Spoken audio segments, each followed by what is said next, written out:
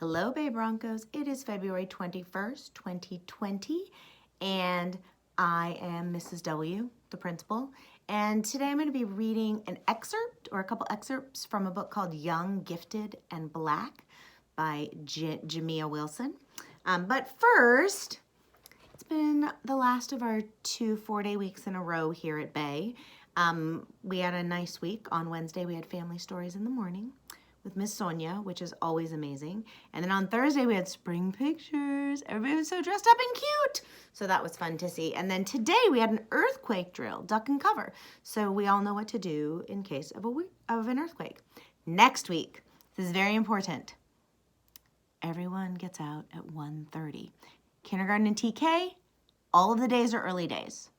So everybody gets out at 1:30. Monday, Tuesday, Wednesday, Thursday, Friday. The whole week for testing, because we have reading testing again, which is nice. It'll be fun to see how much you guys have grown because you're becoming such readers. Wednesday, again, we have family stories with Miss Sonia. And then next Friday night, Toy Story 4 movie night for the PTA. It's at 6 o'clock, and hopefully I will see you there. I am bringing at least one child. I think it's possible I'll have 2 children of my own from my house that are with me. So we're all very excited. I haven't seen Toy Story 4. They have, but they're interested in seeing it again. So I hope that everybody has a wonderful weekend. And please come to school on Monday. I know it's been a long time since we've had school on Monday, but we are having school this Monday. But we get out at 1:30. I know, it's a little confusing. So without further ado, Young, Gifted, and Black by Jemison. Illustrated by Andrea Pippins. And so this is an amazing book. I'll show you. It has 60. Look at this. This is the Hall of Fame. These are 60 Black heroes. I'm not going to read all of them because I don't have time, but I chose a few to read to you because I thought it was interesting. This is from Amazon, if you're interested. So this is Nelson Mandela, July 18th, 1918 to December 5th, 2013. It's South Africa. I don't know how to say this. Nelson Mandela was a Nobel Peace Prize winner and the former president of South Africa. President Mandela was born on the riverbanks of a village in South Africa to parents in the Tembu people's royal family. They gave him the name Rolilala, which means troublemaker in the Social language, a title that he would live up to for the rest of his life. Rolilala, I'm saying this terribly. Rolilala loved learning and said, "Education is the most powerful weapon we can use to change the world." He went to a mission school where his teacher started calling him Nelson. Nelson was treated cruelly due to apartheid, a system that used laws to discriminate against people based on their skin color. Although they were the majority, blacks had no input into how their country was run, and they were barred access to education and fair wages. They were also met with violence when they stood up for their rights. Nelson spoke out about human rights, which caused important people to stop trading with South Africa. He was jailed for 27 years, initially in a small cell in Robben Island prison for standing up for equality. Getting into good trouble helped Nelson transform his country. Although he had a long walk to freedom, as his memoir is named, he is celebrated for promoting peace and building bridges between people. His later work with former President F.W. de Klerk helped end apartheid and steered South Africa's peaceful transition to majority rule when he became president in 1994. He lived by the words, "It always seems impossible until it's done." That's a really good phrase for us to remember. Nelson passed away in 2013, but his legacy of resistance, hope, and dignity lives on in South Africa's emerging born free generation. That's Nelson Mandela.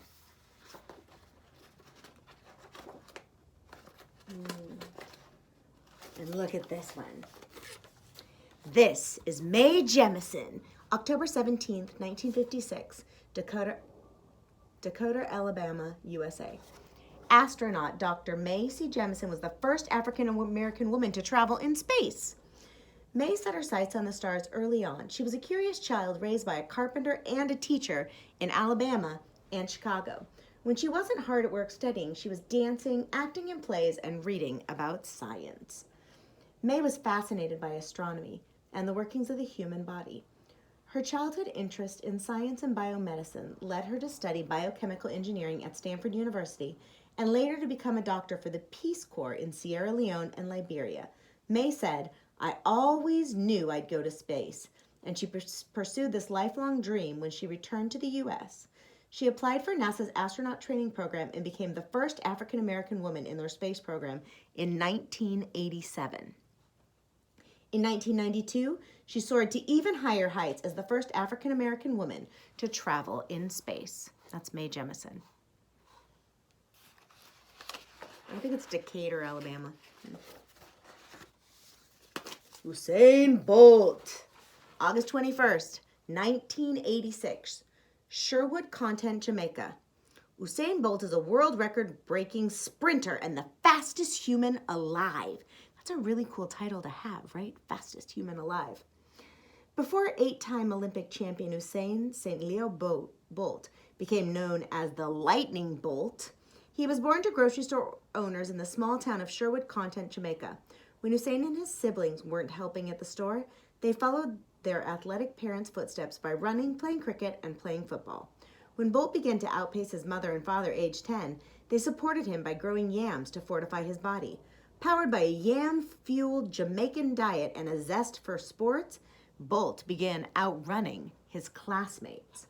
By the time he was 12, he had competed in the annual National Primary Schools meet for the Trelawney Parish and won the title as his school's fastest 100-meter sprinter. He rose to international prominence when his 200-meter victory made him the youngest world junior gold medalist. Despite his speed and natural talent, Bolt struggled with repeated injuries related to a curve in his spine during his youth. As he grew older, he learned how to beat scoliosis as fiercely as he does his competitors by keeping his back and core strong. Although Bolt respects great athletes who paved the way, he proudly claims his current position as the fastest man alive, saying, "A lot of legends have come before me, but this is my time." So that was fun for me to learn about some amazing African-American or Black heroes from the past and the present. So the book is called Young, Gifted, and Black. And this is another part of a book that really gives me some information when it comes to Black history. So I hope that you all have an amazing weekend, and I will see you on Monday. And today and every day, it's great to be a Bronco.